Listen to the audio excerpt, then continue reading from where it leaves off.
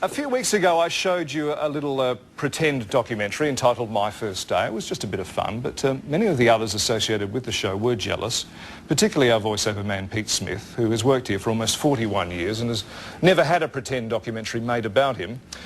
He went on and on about it, and God, it was just irritating. Anyway, eventually Francis suggested we all chip in and hire someone to make Pete disappear.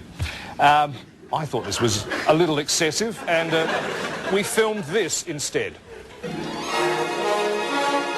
Television began in this country 45 years ago when Sir Dallas Brooks Hall herself uttered those immortal words, "Put the switch to off." Many have come and gone in that time, some more than once, but one man has not.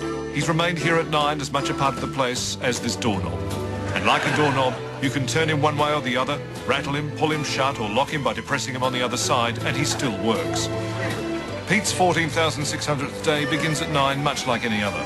A smart wave to the guard at the gatehouse as he drives through and neatly into his car park. The same car park given to him in 1965 by Sir Frank Packer as a wedding present. It's 9 o'clock, and already Pete Smith is meeting with his writers to work out the day's voiceover. Malcolm in the Middle is up next. What am I supposed to do with this? Who is Malcolm? Why is he in the middle? That's what I want you to bring out. Look, I don't care how long it takes, but I want it done right, and I want it on my desk in 5 minutes. Pete was off to the sauna before the big read, and he asked me to be his towel boy. It was a good chance to talk. So, Pete, do you get nervous before a voiceover? How dare you call me that? Pete. He hated that name.